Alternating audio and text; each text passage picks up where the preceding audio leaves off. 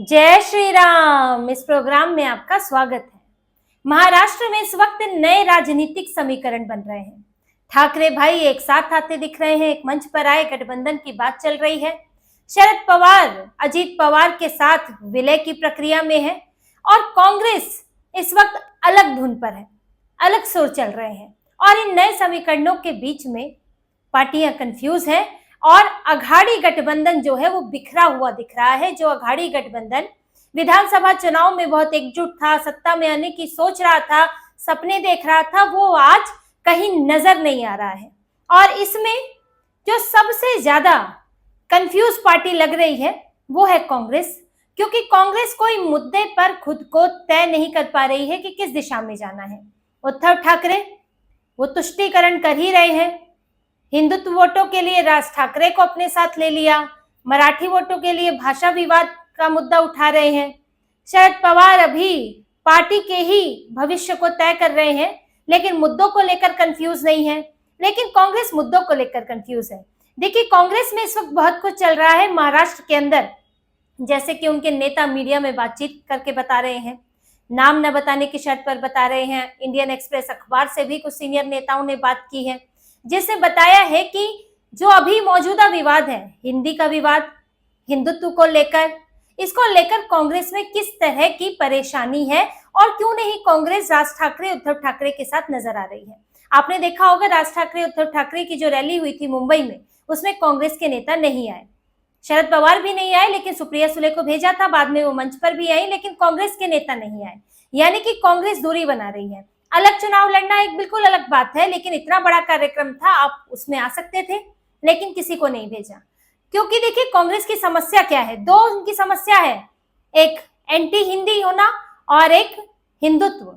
राज ठाकरे जब से उद्धव ठाकरे के साथ आए हैं तो कांग्रेस इस बात से परेशान है कि अगर इनके साथ दिखती है तो कांग्रेस के ऊपर दो तहमत लगेगी। एक तो हिंदुत्ववादी पार्टी के साथ जुड़ी हुई है, दूसरा एंटी हिंदी यानी कि एंटी नॉर्थ इंडियन जो गुट है उसके साथ कांग्रेस चल रही है। उत्तर भारतीयों के खिलाफ राज ठाकरे की पार्टी वहां पर हंगामा करती रही है, आंदोलन करती रही है, और अभी बिहार चुनाव है तो कांग्रेस के लिए मुश्किल है।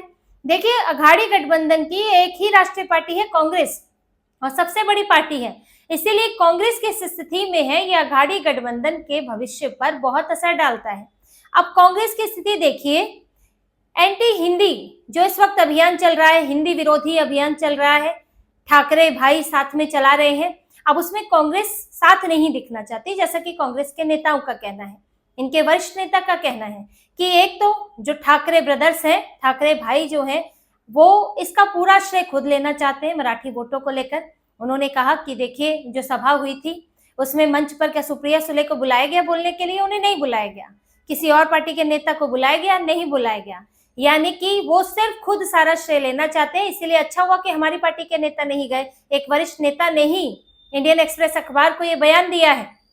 इसके अलावा इनकी पार्टी के नेताओं का कहना है कि क्योंकि कांग्रेस मुंबई तक सीमित नहीं है, ये जो ठाकरे भाइयों ने जो मुद्दा उठाया है, हिंदी का मुद्दा उन्होंने उठाया है, वो उसका असर बहुत कम है और खासतौर से मुंबई बीएमसी तक है। और राज ठाकरे और उद्धव ठाकरे के लिए मुख्यतः बीएमसी ही मायने रखता है, क्योंकि उनकी पार्टी का आधार ज्यादातर वही है, तो उनके लिए तो कहीं ना कहीं ये फिर भी ठीक है। लेकिन कांग्रेस को तो पूरे महाराष्ट्र में अपना वोट देखना है। फिर कांग्रेस इस वक्त उत्तर भारत से, भारत के उत्तरी हिस्सों से, उत्तरी राज्यों से अपना असर खो चुकी है। यहाँ पर कहीं नहीं है, जहां बची है थोड़ी बहुत वहां दक्षिणी भारत राज्यों में बची हुई है।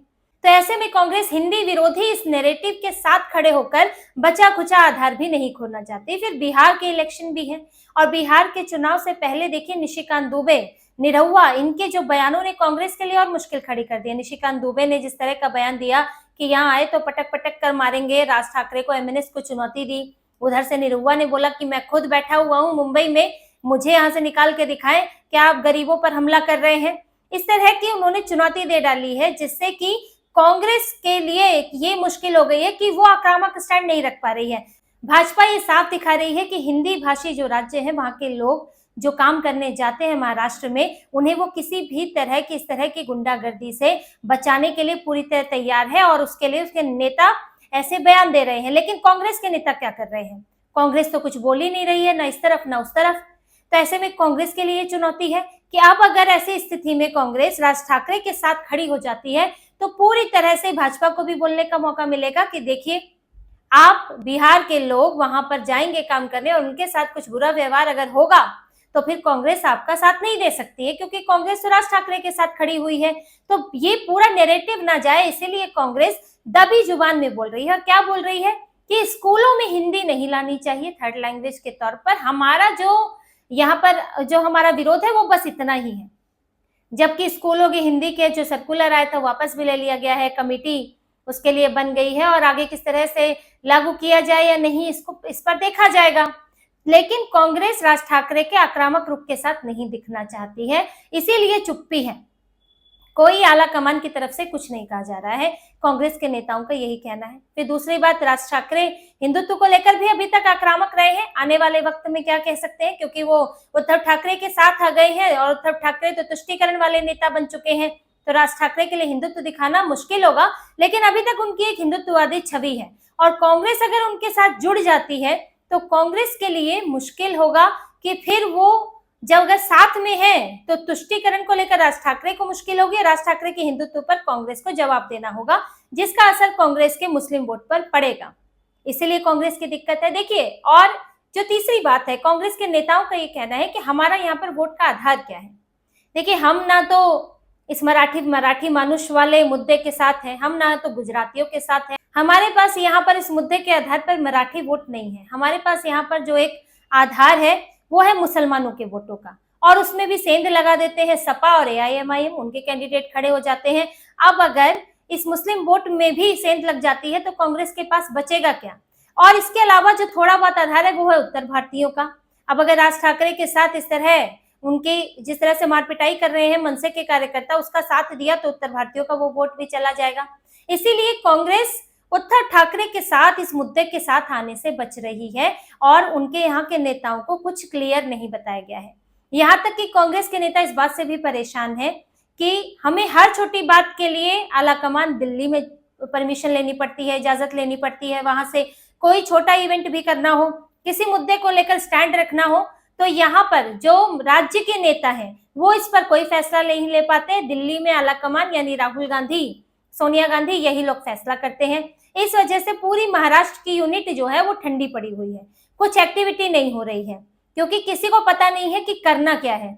इसीलिए देखिए, जो अघाड़ी की सबसे बड़ी पार्टी है, जो एक तरह से सूत्रधार रही है इस गठबंधन का, वो ही इस वक्त कंफ्यूज है, उलझन में है और किस दिशा में बढ़ना है ये स्पष्ट नहीं है।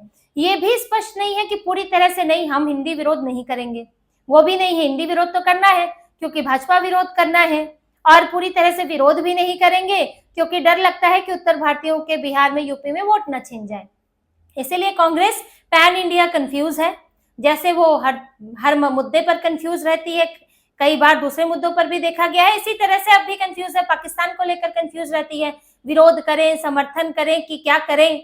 भारत को समर्थन करने पर कंफ्यूज रहती है कि भारत के पक्ष में बयान दे कि नहीं दे, कहीं उसमें पीएम मोदी की तारीफ ना हो जाए।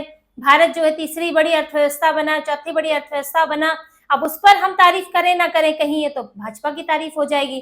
तो कांग्रेस परमानेंट कंफ्यूज रहती है और महाराष्ट्र में भी उसकी यही उलझन बनी हुई है और पूरे नेता इस बात से परेशान है कि करना क्या है ये नहीं पता। इसका असर अघाड़ी गठबंधन पर पड़ रहा है, क्योंकि अघाड़ी गठबंधन की एक राष्ट्रीय पार्टी है वो तय नहीं कर पा रही है। अब इसमें जो दूसरी पार्टियां हैं, शरद पवार है, देखिए शरद पवार जो है वो भी कांग्रेस की ही नेतृत्व में रहे हैं गठबंधन में। कभी उन्होंने बड़ी पार्टी वाला, बड़े भाई वाला उनका सीन नहीं रहा है। जैसे कि उद्धव ठाकरे को लग गया था शौक कि मुझे बड़ा भाई, हमारी पार्टी को बड़ा भाई होना चाहिए, वोट कम आएंगे, सीटें कम मिलेंगी, लेकिन आपको बड़ा भाई बनना है। तो शरद पवार के साथ ये स्थिति नहीं रही, उन्होंने हमेशा कांग्रेस का नेतृत्व स्वीकार किया है। और शरद पवार इस वक्त विलय की प्रक्रिया में है, अजीत पवार के साथ बातचीत चल रही है, इसीलिए किसी मुद्दे पर उनका बयान स्पष्ट नहीं आता है।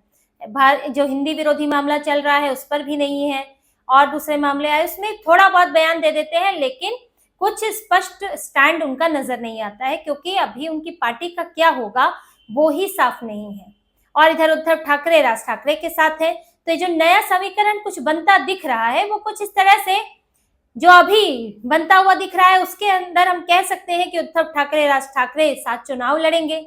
कांग्रेस अकेली चुनाव लड़ेगी और शरद पवार को लेकर स्पष्टता नहीं कहा जा सकता। अगर विलय हो गया तो ठीक, नहीं तो वो कांग्रेस के साथ ही चुनाव लड़ेंगे जैसे कि लड़ते आ रहे हैं। लेकिन जो अघाड़ी का रूप दिखा था, एक विपक्षी गठबंधन जो बन गया था, वो इस बीएमसी चुनाव में नजर नहीं आने वाला है, या हो सकता है इसके बाद भी नजर ना आए, क्योंकि बीएमसी में बहुत कुछ, बीएमसी और जो नगर निकाय चुनाव हो रहे हैं इनमें बहुत कुछ साबित हो जाएगा। ये एक तरह का बड़ी परीक्षा है, लिटमस टेस्ट है, एक ताबूत में आखिरी कील हो सकती है किसी के लिए सर्वाइवल का एक जरिया हो सकता है, राजनीतिक सर्वाइवल का। और क्या स्थितियां बनती हैं ये चुनाव से पहले साफ हो जाएगा। लेकिन एक बात जो अभी स्पष्ट नजर आ रही है वो ये है कि अघाड़ी गठबंधन कई उलझनों से भरा हुआ है और उसका साथ आना, फिर से एकजुट होकर चुनाव लड़ना बड़ा मुश्किल लग रहा है। तो इसी तरह की और खबरें और विश्लेषण आपके लिए लाते रहेंगे। हमसे जुड़े रहिए, सब्सक्राइब कीजिए, कमेंट कीजिए। बहुत बहुत धन्यवाद। जय श्री राम।